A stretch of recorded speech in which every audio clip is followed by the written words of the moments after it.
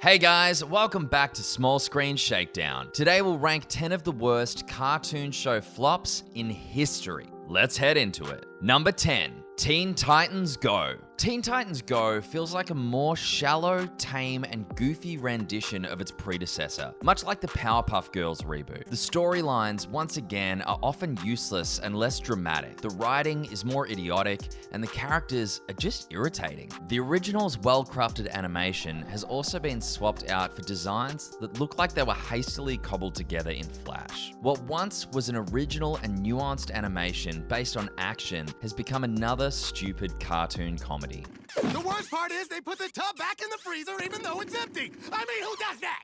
Us, apparently. Number 9. Whatever happened to Robot Jones? Growing up as a child in the 1990s, at the turn of the millennium, I was just beginning to drift away from the Hanna-Barbera cartoon scene. I seem to have ducked out at the right time because the Robot Jones of 2002 appears to mark a major decline in the quality of that programming block. Robot Jones, a teenage robot who's just trying to get by in a retro-futuristic 80s society in middle school. The show stars who else? Robot Jones. How intriguing. Its animation also recalls one of the 70s crude Schoolhouse Rock sketches, but is even worse somehow. Number 8. Be Cool ScoobyDoo. Huh? Zoinks!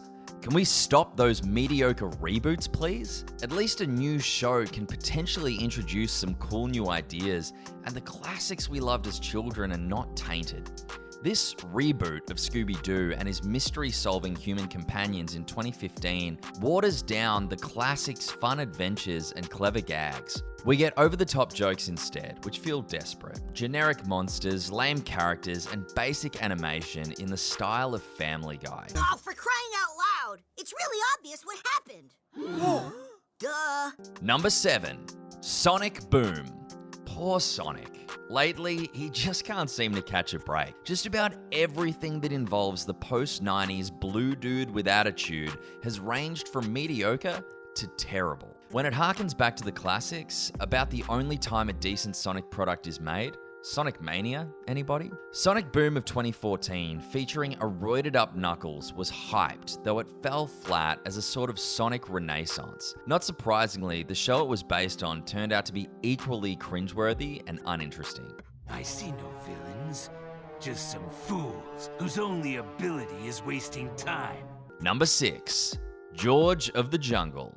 Random and wacky cartoons that were more adult-themed, such as Family Guy, were riding higher than ever in the early 2000s. With their kid-friendly shows as well, Cartoon Network seemed to try and capture some of this brand of more edgy zaniness. In the modern reimagining of George of the Jungle, this certainly shows. There are plenty of random, crazy antics. Unfortunately, even for the children's audience, they're not usually clever, funny, or interesting. George, who's supposed to be our hero, is also reduced to a bumbling, useless idiot, in essence. Number 5. Skunk Foo.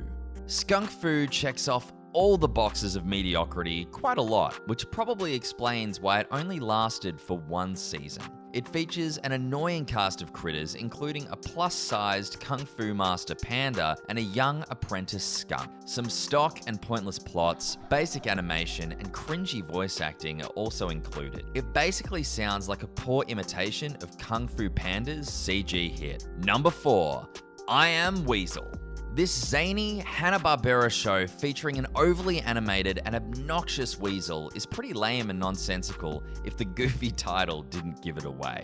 Although this show emerged in the late 1990s during the heyday of the Cartoon Network era, it was arguably one of the weakest of its 12-plus shows. Even Cow and Chicken, Ren and Stimpy's other clear imitation, wasn't all that great. It should therefore not be surprising that a spin-off of said imitation featuring the unlikable sidekick of the show, Baboon, that's worse.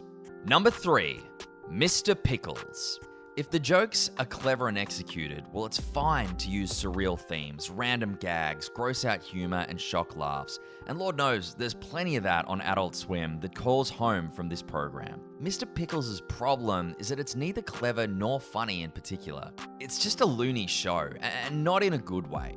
It goes too far with the brand of ugly animation from Adult Swim that's deliberately bad for the sake of being edgy and funny. Combined with the insane amounts of violence, everything just feels crude. Hey, this has cheese on it. I hate cheese. Why do you hate cheese so much? Cheese, man! Number 2, 12-ounce mouse.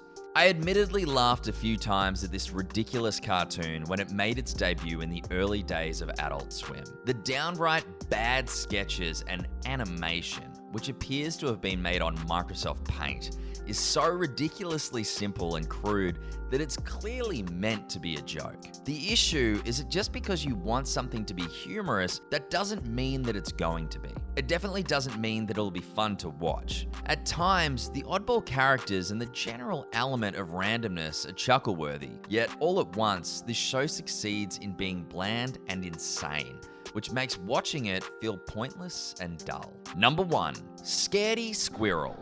It's usually a red flag that we don't deal with a particularly great cartoon whenever the title of a particular show sounds lame, such is Scaredy Squirrel's case. With a rabid case of obsessive-compulsive disorder, the show stars an annoyingly voiced talking squirrel. It features his dim-witted skunk pal, a talking pet cactus, seriously, and a grocery store manager antagonist. Sounds like an entertaining premise? Well, it isn't. What do you think about these cartoons? Which was the worst one? Let us know in the comments section. This brings us to the end of our video. I hope you enjoyed it. Hit like if you did, and don't forget to subscribe to our channel so that you don't miss any of our videos in the future. Also, watch the 2 videos that are on your screen because I'm sure you'll love them. With that, I'll see you in the next video.